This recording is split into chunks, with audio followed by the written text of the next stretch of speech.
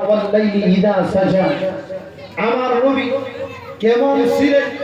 আমার নবী আখিরুজ জামান রাহমাতুল লিল আলামিন সাইয়্যিদুস সাকালাইন ইমামুল কিবলাতাইন রাহাতুল আশিকিন নবী মুহাম্মদুর রাসূলুল্লাহ সাল্লাল্লাহু তাআলা আলাইহি ওয়াসাল্লামের চেহারা মুবারকের কসম মহান রব্বুল আলামিন নিজে ফরমাইলেন, সুবহানাল্লাহ। আল্লাহ রব্বুল আলামিন কুরআনুল কারীমের ভিতরে ঘোষণা করেন, বিসমিল্লাহির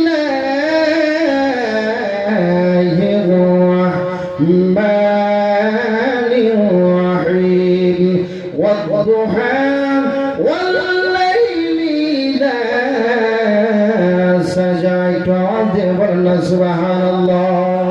আমার আল্লাহ রব্বুল আলামিন ডাক দিয়ে বলেন, ও আমার বন্ধু, ও আমার নবী, আপনার চেহারা মুবারকের কসম খায় বললাম, আপনার চেহারার মতন নূর নবীওয়ালা নবী দুনিয়ার জমিনে আমি আল্লাহ রব্বুল আলামিন কোন জায়গার ভিতরে সৃষ্টি করি নাই। সুবহানাল্লাহ। প্রিয় মুসলমান, এর দ্বারা জানা গেল আমার নবী হলেন শ্রেষ্ঠ নবী, নবী রাহমাতুল লিল আলামিন। যে নবী আমার উম্মতের মায়ায় কখনো আলের বিছানায় ঘুমাইলেন না, যে নবী আমার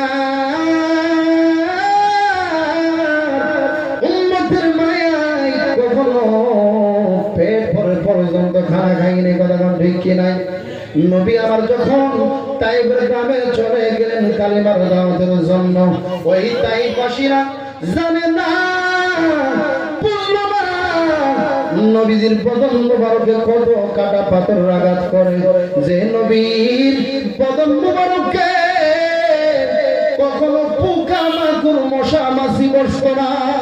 আমার হাওয়া, আমার নবী কেমন নবী ছিলেন?